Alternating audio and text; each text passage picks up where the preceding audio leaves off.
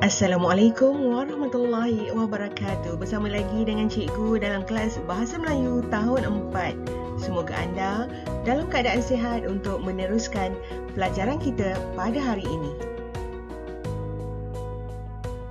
Tajuk kita pada hari ini ialah Semutar Datuk Kemahiran Mendengar dan Bertutur. Buku teks halaman 73, standard pembelajaran yang perlu anda kuasai pada hari ini ialah 1.1.2, iaitu mendengar, memahami dan memberikan respons terhadap ujaran yang terdapat dalam situasi tidak formal. Aktiviti kita ialah mendengar, memahami dan memberikan respons. Tugasan anda pada hari ini ialah melengkapkan dialog dengan memberikan dengan respons yang sesuai dan tepat. Ini merupakan dua dialog yang belum lengkap dan anda harus lengkapkan kedua-dua maklumat dalam dialog ini. Kita teruskan. Kita teruskan dengan aktiviti membaca dan seterusnya memahami maksud dialog yang diberikan. Ayuh kita mulakan. Semutar Datuk. Hadif telah menemani datuknya menyirat jala di tepi laut. Hadif, "Atuk, panasnya hari ini." Datuk, "Ya Hadif, cuaca panas boleh menyebabkan kepala kita berasa sakit."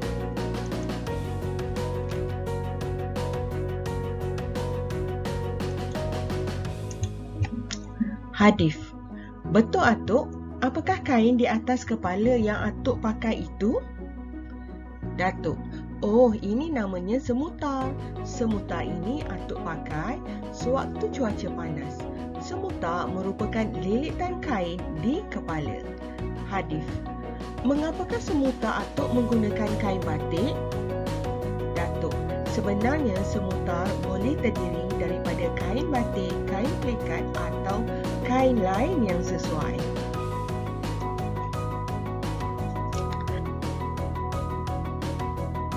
Kita lihat yang seterusnya. Ada dua soalan di sini yang perlu anda lengkapkan jawapannya, ya. Kita akan lihat satu persatu kedua-dua soalan ini. Kita lihat soalan Hadif.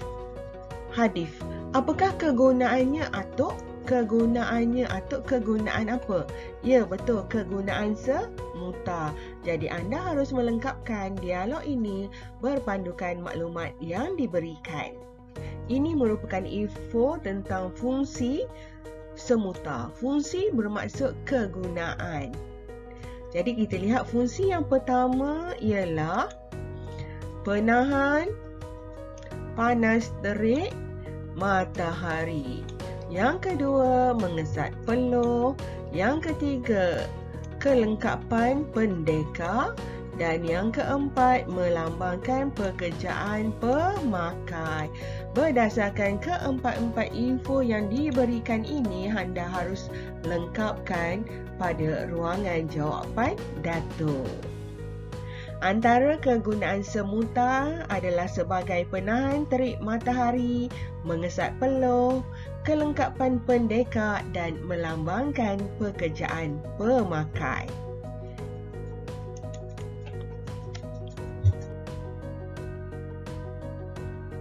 Sekarang kita lihat soalan yang seterusnya, iaitu soalan Hadif kepada Datuk. Apakah perbezaan antara semutar dengan tanjak Atuk? Jadi anda harus menulis jawapan yang akan diberikan oleh Datuk kepada Hadif. Jawapan anda itu harus diambil daripada maklumat yang diberikan dalam buku teks anda dan juga pada halaman 70, iaitu cerita mengenai tanjak. Soalan yang anda harus jawab ialah perbezaan antara semutar dengan tanjak. Ayuh kita cari apakah perbezaannya. Yang pertama, kita lihat semutar terlebih dahulu. Semutar ini Atuk pakai sewaktu cuaca panas. Ketika cuaca panas. Kalau cuaca sejuk pakai tak? Betul, tak pakai, ya. Manakala dalam petikan pada halaman 70 tidak dinyatakan secara tepat bilakah kegunaan tanjak, tetapi kita boleh meneka berdasarkan ayat ini. Kita perlu menghargai hasil seni tradisional negara dan juga memakai tanjak dapat menyanjung adat resam kita. Jadi, berdasarkan dua ayat ini, agak-agak anda bilakah tanjak ini biasanya dipakai? Ya, betul. Sewaktu majlis perkahwinan dan majlis-majlis rasmi seperti majlis kebudayaan. Dan sekarang kalau anda perhatikan, ramai yang memakai tanjak pada hari raya. Itu yang pertama ya. Jadi perbezaan yang pertama ialah dari segi kegunaan. Dan kita lihat yang kedua. Mana yang keduanya? Ia ini. Semuta merupakan lilitan kain di kepala. Ya, maksudnya melilitkan kain itu di kepala. Manakala tanjak ini menyatakan bahawa mempunyai pelbagai jenis lipatan. Lipatan itu berbeza mengikut negeri dan setiap negeri ada cara ikatan dan lipatan masing-masing. Jadinya, perbezaan yang kedua adalah dari segi jenis lipatan dan lilitan. Kita lihat pula yang ketiga, semuta boleh terdiri daripada kain batik, kain plekat dan kain yang sesuai. Manakala dalam petikan tanjak tidak dinyatakan kain apa yang digunakan. Tetapi cikgu percaya anda tahu tanjak diperbuat menggunakan kain tepat, kain songket. Jadi perbezaan yang ketiga ialah dari segi jenis kain yang digunakan. Berdasarkan ketiga-tiga maklumat ini, anda harus menulis ayat yang lengkap untuk menjawab soalan hadis.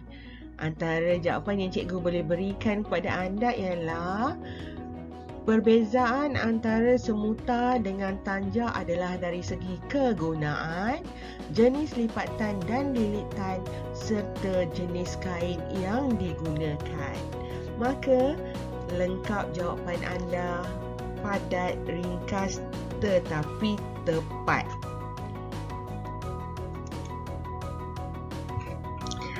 Tamat sudah pelajaran kita pada hari ini.